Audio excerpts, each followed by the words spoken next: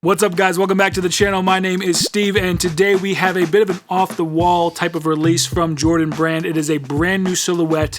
It uses some very different materials. It's got a lot going on, and I've seen some pretty divided opinions on the sneaker, but in my opinion, it's a welcome change from a bunch of different retro releases and Jordan 1 drops and all that. I like when brands take risks. I like when brands try to do things different. And overall, I think this shoe has a certain type of aesthetic that if you like it, you're all about it. And if you don't, you really don't like it. It's kind of a polarizing sneaker. And that's kind of what I've seen on the comment sections in various places around the internet. Today, we are talking about the Jordan 1 SP Deltas. I think I got that right. Who cares? Look at this thing.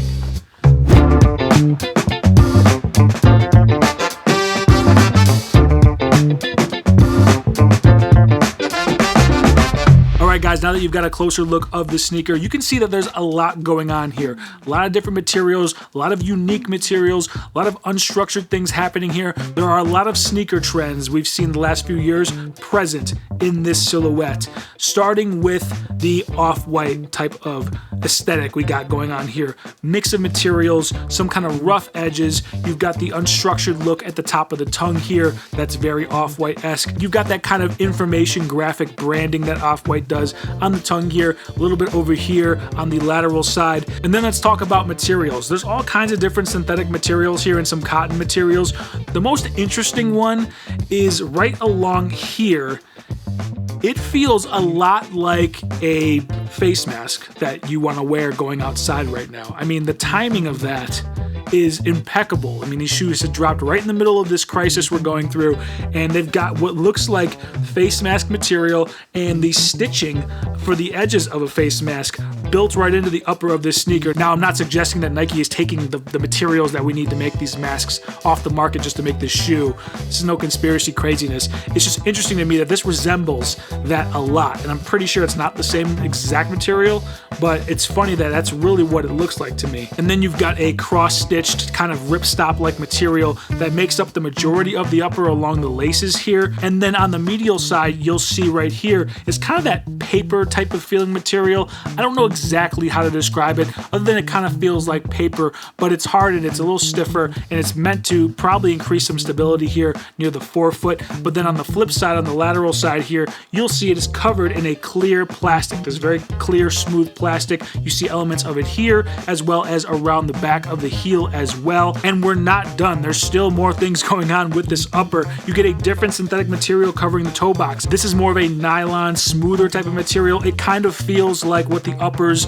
are made out of for the React Vision or the React Element. That's one of the few materials that I really recognize from other Nike sneakers. You also get more of this clear plastic overlay near the toe box, as well as the edging that looks like or reminds me of the face mask material along the edge of the toe here as well. The tongue is also done in a synthetic cross-stitch material that has a lot of nice cushion to it. It's definitely a casual, everyday use type of sneaker. I do not believe this is considered a performance shoe, though there are elements of it that would suggest that, but then there are also elements that suggest it isn't.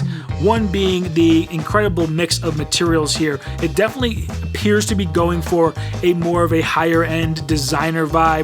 I mean, we're seeing elements of off-white, like I said. There are some, we'll call it design inspiration from some other brands. I mean, I think I see some Adidas, especially around the midsole here. I don't know if that's the Alpha Bounce or some of the other Adidas shoes. I kind of see some of that in the molded midsole here. This mix of a bunch of materials and stitching kind of says designer vibe to me. Like, I feel like maybe you could slap a Balenciaga logo right here and charge people $900 for it, and somebody would pay it. Even back around the heel here where you have that clear plastic overlay, there was a enlarged mesh material underneath that overlay, and then you have what looks like the retro Jordan logo, but it is a very minimalist modern take. It is just dashes that's making out the shape of that retro winged Jordan logo.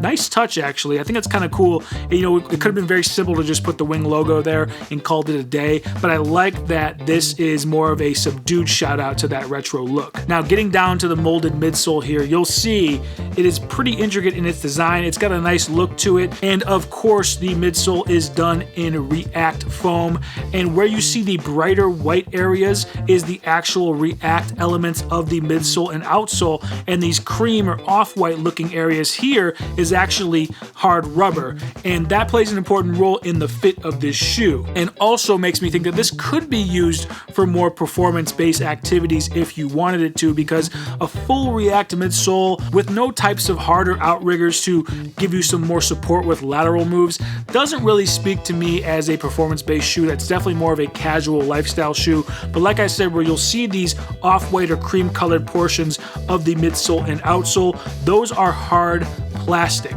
They do not give very much at all, and then in the middle here you'll see the React foam is underneath all of that, and what that creates is a nice cushy ride that still has a solid foundation underneath it. So for me, I love that. I don't just necessarily want a super cloud-like squishy type of shoe, because I find that it causes some fatigue for my Achilles and sometimes my ankles when I'm going, on a long day, walking a lot, doing whatever.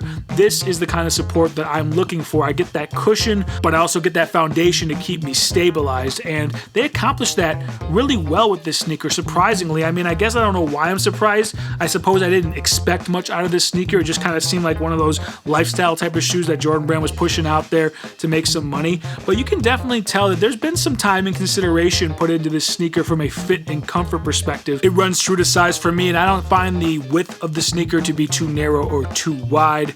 Everything fits just right. Overall, it is a very comfortable shoe in my opinion. So the question is would I recommend this Jordan Delta SP thing to you?